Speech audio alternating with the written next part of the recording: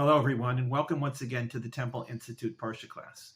My name is Gedalia Meyer, and I'm podcasting from Ma'ale-Adumim in Israel. If one were to take a general survey of the most famous mountains in the world, what would be on this lofty list?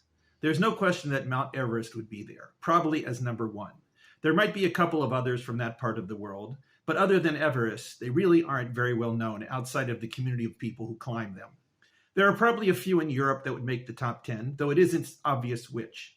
South America and Africa would likely have a representative. But again, whatever mountain's chosen will not exactly be household names. It is not clear if a single mountain in America would be on there, although America has quite a bit of mountain ranges. But there is one mountain that would unquestionably be on that list. There is also no question that it would be the smallest mountain listed, not even close to the heights of its illustrious rivals. It stands at about 1/4 of the height of Mount Everest and wouldn't even be a foothill in that region. But it is not famous for its height or anything else that mountains tend to be famous for. There were no great battles fought on or over this mountain. There are no famous landmarks upon it. The fact is that it isn't even 100% clear where this mountain is. If one were standing in front of it or on its slopes, there would be nothing there to mark its presence as one of the most famous spots on the globe. It is simply one other mountain in a desert wilderness, not known for its mountains. The name of this mountain, of course, is Mount Sinai.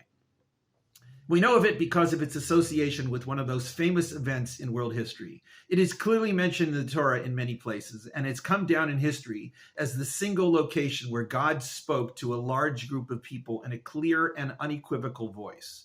It is forever associated with the Ten Commandments, which, of course, were given in some manner on the summit of this mountain.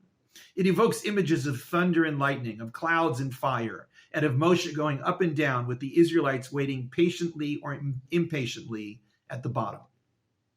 It is a bit odd that we don't know exactly where this famous mountain is located. One might imagine that it has been a religious shrine since biblical times and that it was a destination for pilgrimages for ages. Though there have been times when such things did take place, they were probably rare enough that the actual mountain managed to escape the continuous attention of pilgrims. There is one single mention of such a pilgrimage in the Bible, the legendary journey of the mysterious prophet Elijah. It is apparent from this journey that the location of Mount Sinai was known in biblical times. There has been a monastery at the base of what is commonly considered to be Mount Sinai since early Christian times. This, more than anything else, has established the tradition that what we now call as Mount Sinai is indeed Mount Sinai. But the fact is that nobody really knows. Let's go with the assumption that this really is Mount Sinai. There is nothing particularly problematic with this assumption. The Sinai Peninsula itself has always been labeled as such, so it makes sense that the mountain would be located somewhere within it. Though it is not very high on a world scale, it is quite high for the region, which, though mountainous, does not contain very high mountains. It does loom over the desert floor around it and is quite impressive to see from both the bottom and the top. It is rugged and gives a striking sense of being in the wilderness, exactly as one might expect from the biblical description. This mountain was first mentioned in the Torah several parshas ago, with the famous story of the burning bush. Surprisingly, the name Sinai never appears there. It is called the Mountain of God and is located in the Horeb region.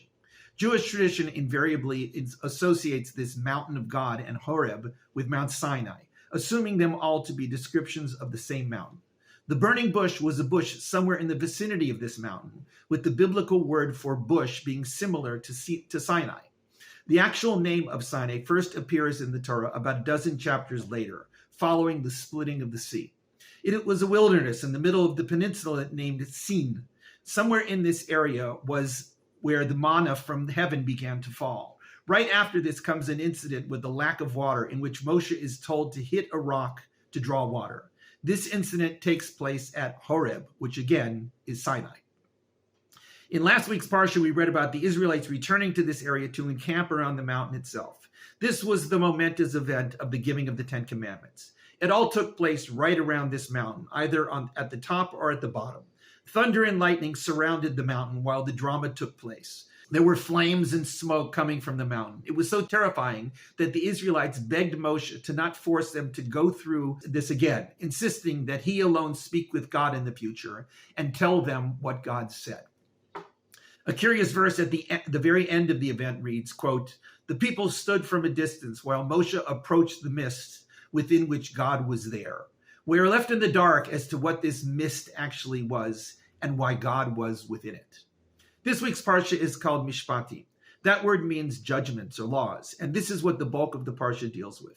It is a long series of related or unrelated laws dealing with a wide variety of subjects. It contains various applications of civil law, smatterings of religious or ritual law, and bits of all kinds of other laws that cannot be put into one single category. They include the first mention of the 3 pilgrimage festivals, which would play such an important role in the future of Judaism. It was also the first time the famous rule of not boiling a young goat in its mother's milk is mentioned.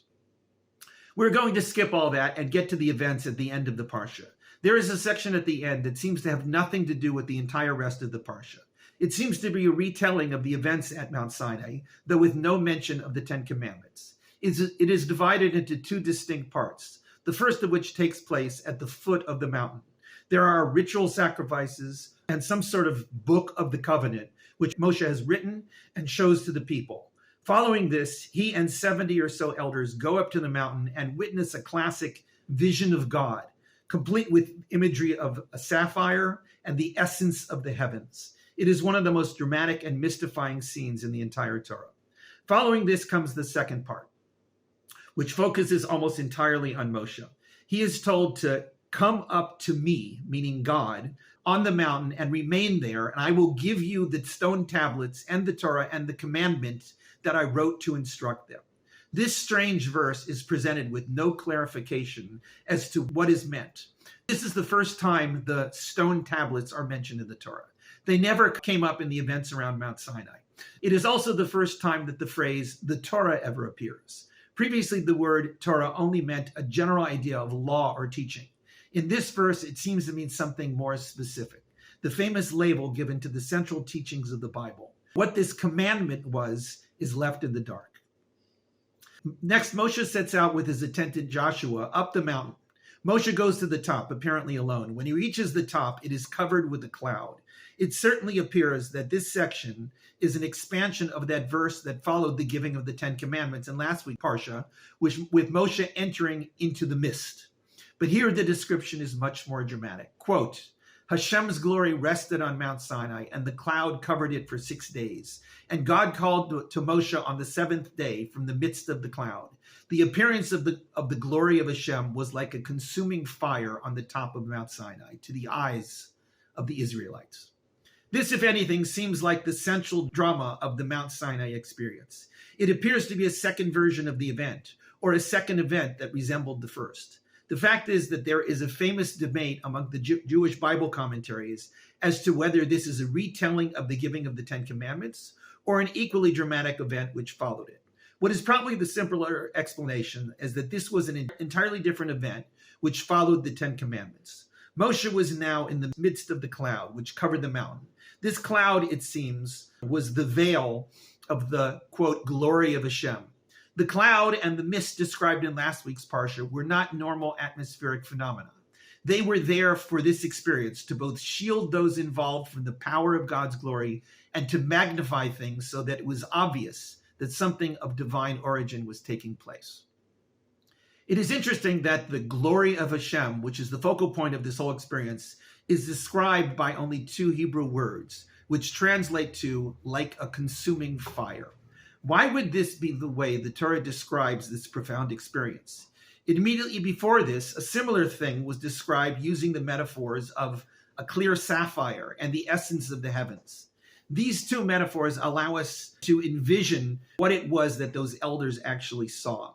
The brilliance of a clear sapphire and the stark depths of the heavens provide us with some idea of the infinite and pure nature of God. A consuming fire, on the other hand, is harsh and dangerous. It does not give the impression of something that is particularly pleasant. Fire is as intense as it is mysterious. It is there, and yet it is not quite there. We sense its heat and know to keep our distance from it. but we are also drawn to it in order to penetrate its great mystery. These two scenes are the Torah's description of the event at Mount Sinai following the dramatic giving of the Ten Commandments. They don't focus on the laws and the words as much as the nature and essence of God. It all had to be veiled in a cloud and mist, since this was something that human eyes were not accustomed to perceive and would rarely, if ever, do so again. This was a once-in-history experience. It was first witnessed by a large group of people, the Israelites. Then it was limited to those 70 or so elders. Finally, it was Moshe alone who was worthy of the core experience of entering into the midst of the cloud and communing with God. There is a reason this mountain has become so famous. It is because this place and this mountain were the stage for the clearest human experience of God ever recorded. Shabbat Shalom.